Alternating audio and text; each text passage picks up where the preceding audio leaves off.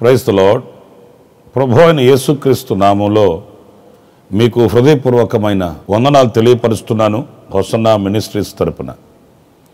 ప్రియులారా, ఈ దినం పరిశుద్ధ గ్రంథంలో నుండి అపోస్తుల కార్యాల గ్రంథం 14వ అధ్యాయం 15వ వాక్యాన్ని నేను చదువుతున్నాను. మీరు జాగ్రత్తగా ఆలకించండి. అయ్యలారా, మీరెందుకు ఇలాగూ చేయుచున్నారు? మేము కూడా మీ స్వభావం వంటి స్వభావం గల నరులమే. మీరు వ్యర్థమైన వాటిని విడిచిపెట్టి ఆకాశమును, భూమిని, సముద్రమును, వాటిలో ఉండు సమస్తమును సృజించిన జీవము గల దేవుని వైపు తిరగవలెనని మీకు సువార్త ప్రకటించుచున్నాము.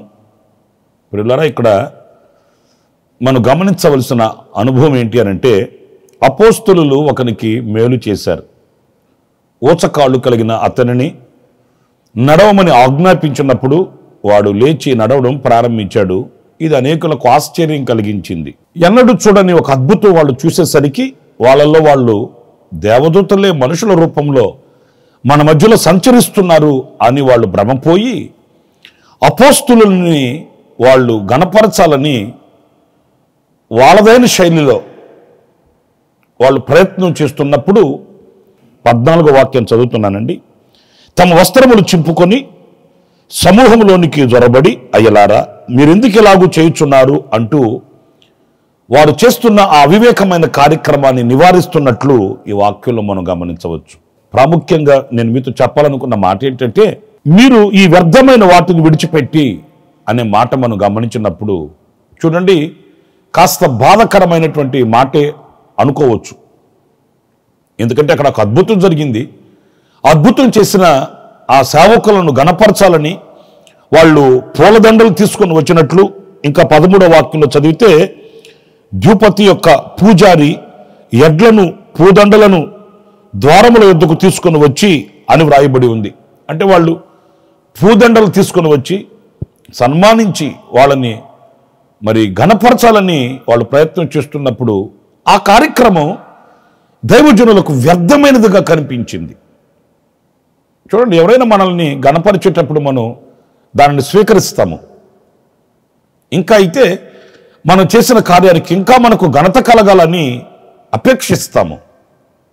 కానీ ఇక్కడ దైవజనులు చూడండి, వాళ్ళు ఒకటే మాట చెప్తున్నారు, ఇది గొప్ప కార్యం దేవుని వలన జరిగింది. మేము ఆరాధించాము, ఆ ప్రభువు ఈ కార్యాన్ని చేశాడు. ఆశ్చర్యకరుడైన దేవుడు అద్భుతాలు చేసేవాడు కనుక ఆయన వలన ఈ కార్యం జరిగింది. మీరు మమ్మల్ని ఇలాగున సన్మానించడం, గణపరచడం తగదు, ఇది వ్యర్థమైనది అని దైవజనులు వాళ్ళకి ఒక పాఠాన్ని నేర్పుతున్నట్లు ఈ చరిత్రలో మనం చూస్తాము. నిజమే, కొన్ని సందర్భాల్లో మనం కూడా ఏం చేస్తున్నామో అనేది మనకు అర్థం కాదు. ఆ ఉద్రేకాలలో కానివ్వండి, ఆ ఉత్సాహంలో కానివ్వండి, ఏదో మనం సరి అయినదే చేస్తున్నాము అన్నట్లుగా వ్యర్థమైన వాటిల్ని మనం ఎంతో ఉత్సాహంగా చేస్తుంటాము. మనం గుర్తుపట్టాలి, ఏది వ్యర్థమైనది, ఏది ఉపయోగకరమైనది, ఏది శ్రేష్టమైనది, ఏది అల్పమైనది. ఈ రోజున ప్రియులారా, మరి బాధపడకూడదు, కానీ చాలా విషయాలలో వ్యర్థమైన వాటి యందు తనమునకలై మనం ప్రయాసపడుతుంటామండి.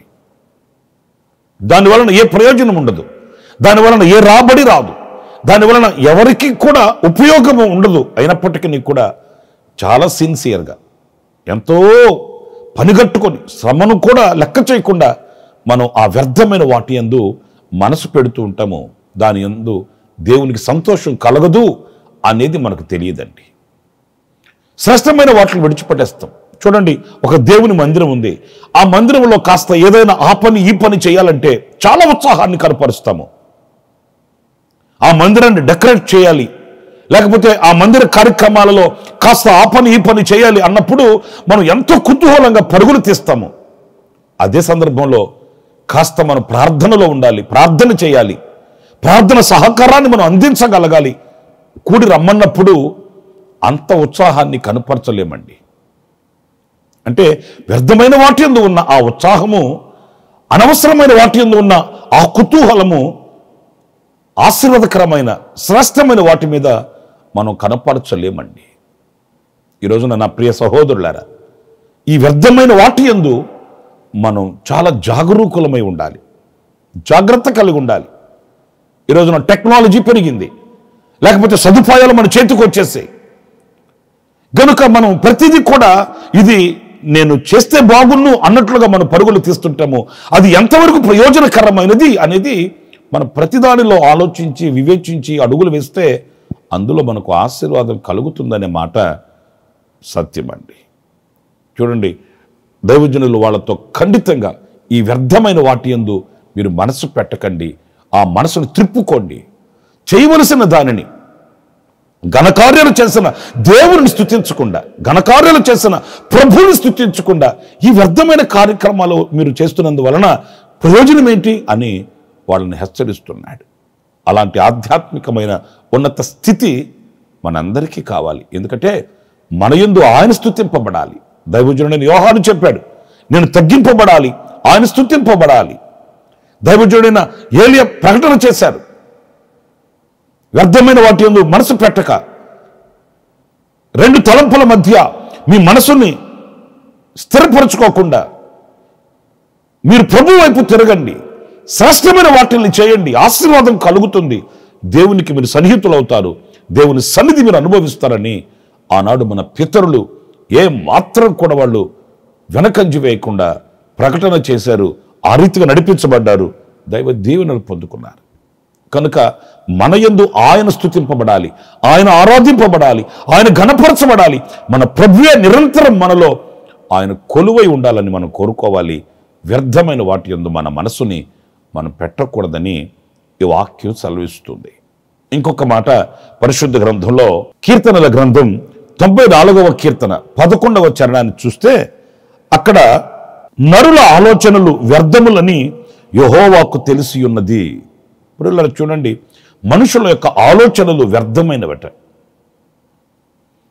మనం చాలా సందర్భాలలో ఆలోచన కావాలనుకున్నప్పుడు దేవుని సన్నిధిలో మోకరించి ప్రార్థన చేయలేమండి. దేవుని ఆలోచన కోరుకున్న వ్యక్తి విజయవంతంగా నడిపించబడతాడు. దేవుని ఆలోచనలో ఆశించిన వ్యక్తి ప్రతిదానిలో సంతోషంగా ఉండగలుగుతాడు. అలా కాకుండా నరుల యొక్క ఆలోచనలు, మనకు తెలిసిన వాళ్ళు, స్నేహితులు, బంధుమిత్రాదులు, ఇరుగు పొరుగు వాళ్ళు మనకు ఎక్కువ అండి. అంచేత వాళ్ళ దగ్గరికి వెళ్ళి ప్రతిదీ కూడా వాళ్ళ ఆలోచనలు అడుగుతాము. తద్వారా ఏం జరుగుతుంది? మనుషుల ఆలోచనలు సంకుచితమైనవి, అల్పమైనవి. వాక్యానుసారంగా చెప్పాలంటే అవి వ్యర్థమైనవని వాక్యం చెబుతుంది. ఎందుకంటే రాబోయే కాలాన్ని చూడగలిగిన స్థితి ఎవరికి కూడా లేదు. మరి రాబోయే కాలాన్ని గూర్చి యోచించగలిగిన ఆ శక్తి లేని వ్యక్తి ఎలా మంచి ఆలోచనలు ఇవ్వగలుగుతాడు? మనం ఆరాధించే మన ప్రభు నిన్న నేడు నిరంతరం ఏకరీతిగా ఉన్నవాడు గనుక ఆయన ఆలోచన శాశ్వతమైనదిగా ఉంటుంది, ఆయన ఆలోచన రమ్యమైనదిగా ఉంటుంది, ఆయన ఆలోచన దీవెనకరంగా ఉంటుంది. ఆ ఆలోచన మనం తీసుకోవాలి. చాలామంది ప్రార్థన చేయించుకోవడానికి వచ్చినప్పుడు చెప్తుంటారు, ఇలా జరుగుతుందని మేము అనుకోలేదండి, కానీ ఈ రోజున అపజయాల ఊబిలో కోరకపోయాము, అప్పుల సమస్యలతో బాధపడిపోతున్నాము, ఇలాంటి సమస్యలు చెప్తుంటారు. మరి ఇలాంటి పనులు ఎందుకు చేశారండి? దీంట్లోకి ఎందుకు మీరు దిగారండి? ఈ ఆలోచన మీకు ఎవరిచ్చారండి అంటే, ఇదిగో వాళ్ళు ఇచ్చారండి, వీళ్ళతో చెప్పామండి, వాళ్ళు అన్నారండి అని చెప్తుంటారు. అంతేగాని ప్రార్థించి దైవ సన్నిధిలో దేవుని ఆలోచన తీసుకునే వాళ్ళు కొంతమందిగానే కనిపిస్తారు, వాళ్ళు విజయవంతంగానే నడుస్తుంటారు. మరి మనకు ఎవరి ఆలోచన కావాలి? మనుషుల ఆలోచనలా లేక దేవుని ఆలోచన? నరుల ఆలోచనలు వ్యర్థమైనవి అన్నప్పుడు ఈ వ్యర్థమైన వాటిని మనం చేయకూడదు, వ్యర్థమైన వాటిని మనం ఆశ్రయించకూడదు, అనుసరించకూడదు. అది వ్యాపార రంగమైన, ఉద్యోగమైన, వ్యవసాయమైన, వ్యక్తిగతంగా ఏ పనైనప్పటికీ కూడా, కుటుంబ పరంగా ఏ పనైనప్పటికీ కూడా మొదట మనం దేవుని ఆలోచన తీసుకోవాలి.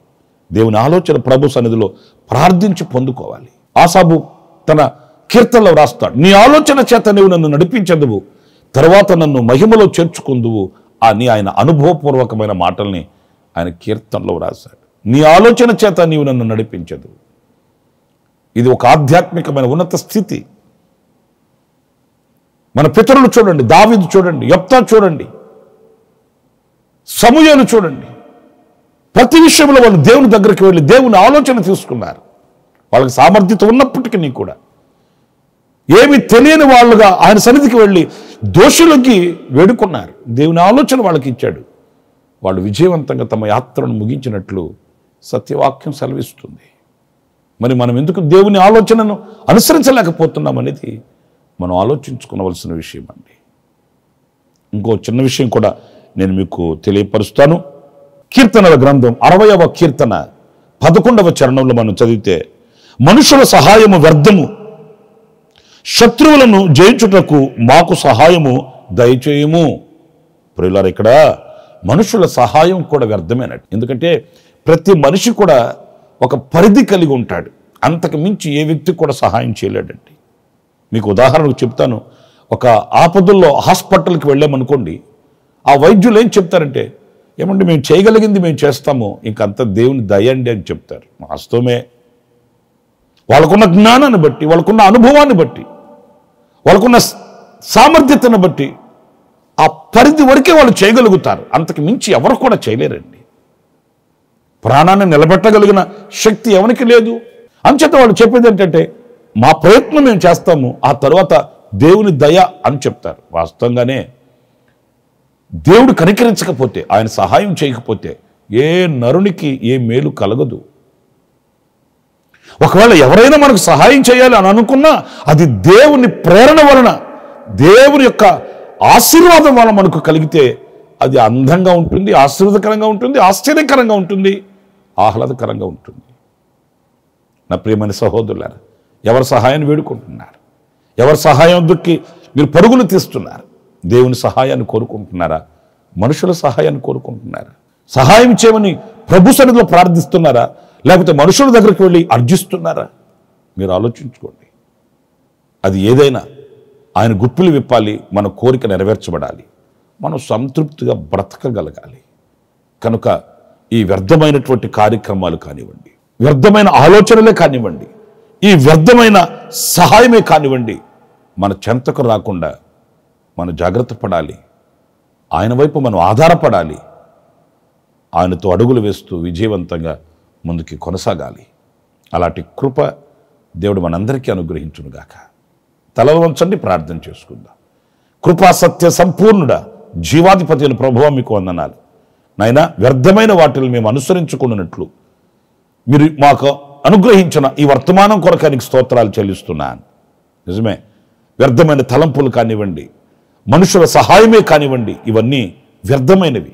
వాటిని మేము ఆశించక, అపేక్షించక, మా హృదయములను పవిత్రపరచుకొని వ్యర్థమైన వాటిని మేము చేయక ఒక ప్రతిష్ఠిత కలిగిన వారమై మీ వైపు నడుస్తూ మిమ్మల్ని వెంబడిస్తూ విజయవంతంగా ఉండడానికి, విజయవంతమైన బ్రతకడానికి మీరు సహాయం చేయమని మమ్మల్ని మీ చేతులకు సమర్పించుకుంటూ ఈ ప్రార్థనలో ఏకీభవించిన ఒక్కొక్కరిని కూడా అలాంటి అనుభవాలలో ఎవరైనా ఉంటే ఈ క్షణమే వారిలో ఒక మార్పుని మీరు కలుగు చేసి వారి జీవితంలో ఒక దీవెన కలిగించి మహిమ, ఘనత, ప్రభావమును మీరు పొందుకొనమని యేసు ప్రశస్త నామములో ప్రార్థించి వేడుకొంటున్నాను తండ్రి.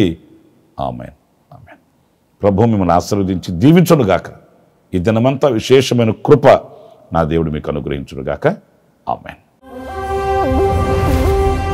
ప్రతి దినము ఈ అనుదిన కృపాను సందేశాల కొరకు, ఇంకా మరిన్ని ఆత్మ సంబంధమైన సందేశాల కొరకు ఈ మా యూట్యూబ్ ఛానల్ ని సబ్స్క్రైబ్ చేసుకోండి. Pastor Ramesh, hosanna ministries.